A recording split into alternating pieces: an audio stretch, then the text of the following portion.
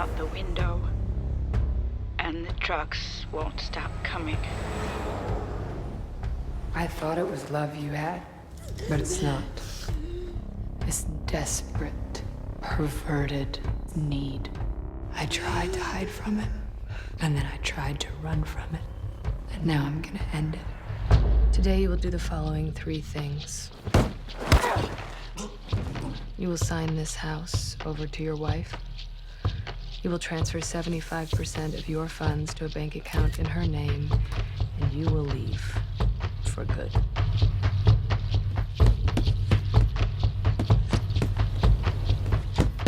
Let me fight, so they don't have to.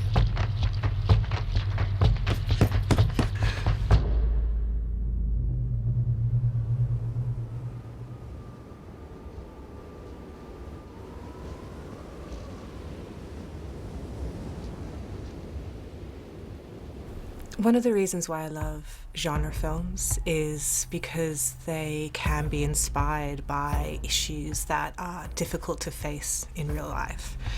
And for a Vigilante, I was really awe-inspired by the strength of domestic abuse survivors. And really, with Olivia's character, I wanted to pay tribute to that with a genuine badass hero, and put her in a revenge tale where these extreme stakes, emotionally, physically, financially, are real for so many people. I know what you do to her, Mr. Shand.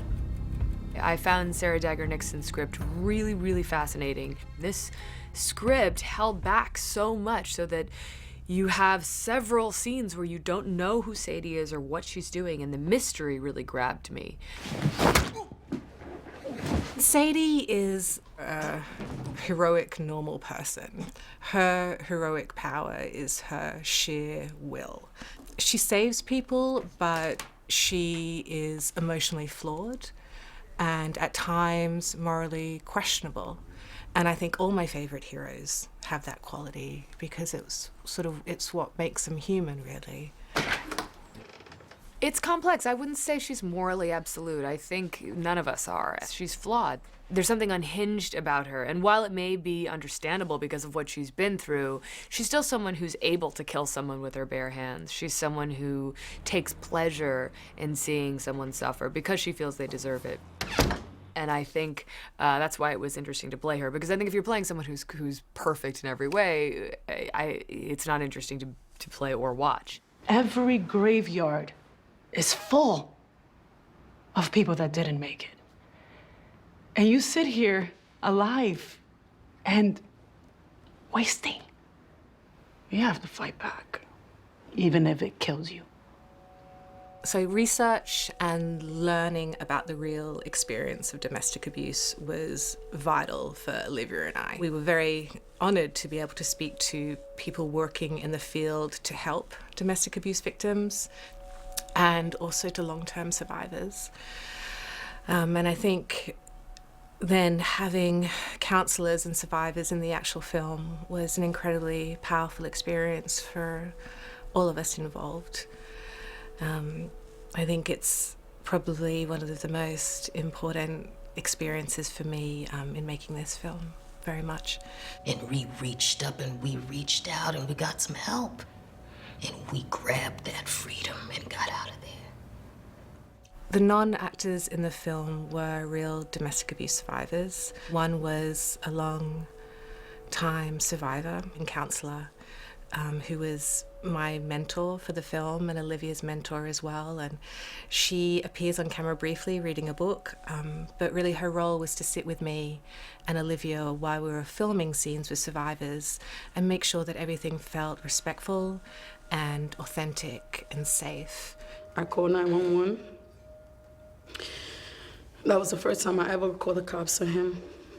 One of these women that we met with in the shelter, her story is in the film, and I think it's the most powerful part of the movie. She tells her story, and I'm extremely honored that she let us do that. But we really wanted the audience to understand from someone who really knew what they were talking about, what this issue was and how important it was. I was 16 when I first met him, so it was like, that's all I knew was him. Take 3, mark. I really respected how dedicated Sarah was to telling the story in an honest, authentic way. And we really wanted to make sure that we were being respectful of the women whose stories we were really telling. And so we spoke to many survivors of domestic violence. We spoke to counselors in the shelter. And what I found so moving was that although I had considered myself an educated person who understood the statistics about domestic violence, who understood it sort of intellectually, spending time with those survivors allowed me to understand that domestic violence is much more than an event. It's about how it affects an entire family and an entire lifetime. Let's do it again. I want more rage, babe. More? Yeah. Like, just think about all the things that he's done to you and how pissed off you are. And you can give it some more time before you go for that thing. Just build up, think of all the shit things he's done, and just build up the rage. And action.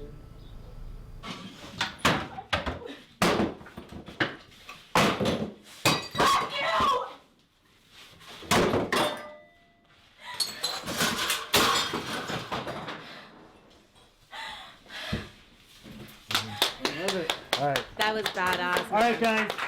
That was amazing. Sarah, the amount of care that she put into, making sure that the script and the story itself were authentic to, the experience of people that have been in similar situations was of the utmost importance for, our character of Sadie, played by Olivia Wilde. Her story is, very much influenced by true stories as well.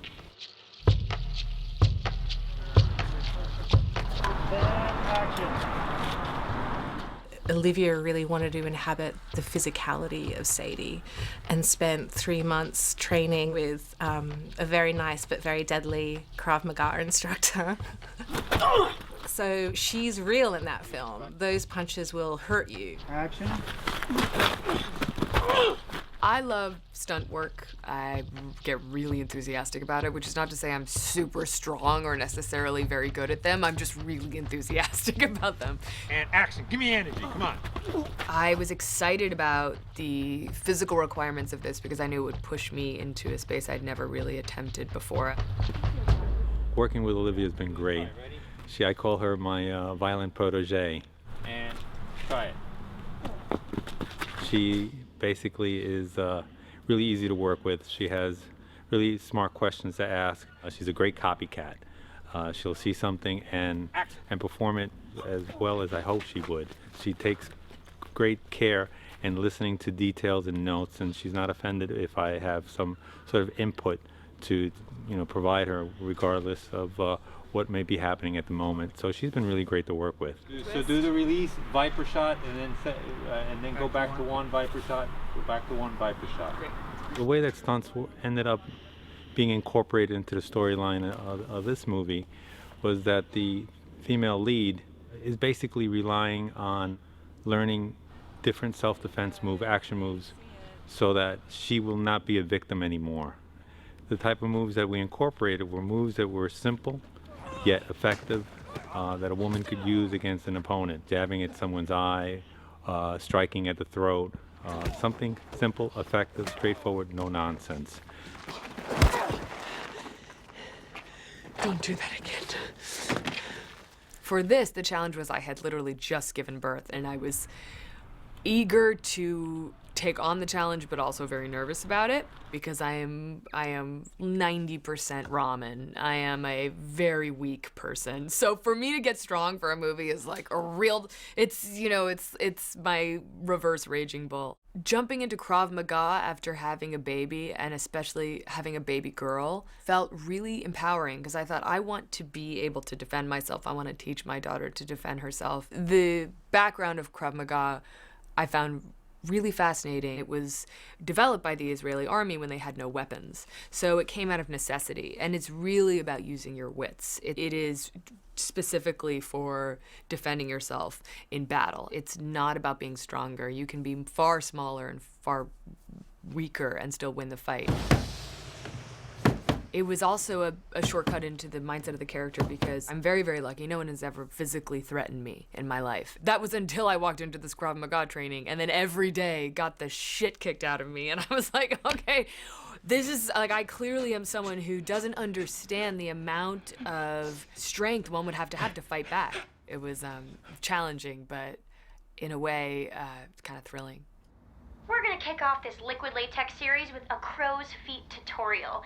Sadie doesn't have any fancy tools or resources. She makes the best of what she has, and everything that she does have and does can be done on a really low budget in real life. Rehearsal for scene 52 is up. Rehearsal for scene 52.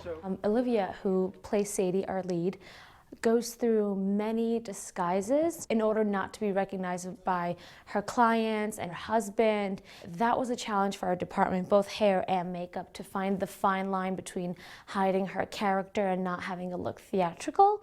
We've had to kind of change her appearance using makeup and no prosthetics. So that was another challenge we faced. You know, she's not going undercover via FBI. She wouldn't have the access and the money to do that. This is all about what she can do to herself and how she can change herself. One of the greatest challenges, and one of the things that we enjoyed the most working on Vigilante, was putting together Sadie's trekking kit. We were able to work very closely with the director to put together a trekking kit that was emblematic of the journey Sadie would have had. So we got to search for very specific knives, tarps, camping gear, and everything was very carefully chosen. And reset without, frame out the light. And we need to clear out everybody from... Copy. The cinematography for the film was really an exciting challenge because we wanted to be intimately connected with Sadie and give Olivia the ability to be spontaneous with her performance. But Sadie as a character is highly focused and controlled. So what we did was shoot in sort of like graphic novel-like frames. And let's go one more time. The visual approach for the film really comes from the script. Sarah had it mapped out in the script in terms of, you know, the shots she was looking for. Either the scene was very still and very controlled, or it was moving on either Steadicam or handheld. And the main mantra visually of the film was, we're with Sadie. We're with this character. We're like a person in the room. So it was very important to Sarah that it was very much tight shots and really make it from this character's perspective. So I really wanted to set the film in those freeways between the city and the forest in upstate New York, because they have a really universal quality and they pass by all walks of life, from cheap motels to middle-class suburbs. Give us just a second, guys. We'll let y'all clear in just a second. And then you were walking together and you started talking. I thought it was love you had.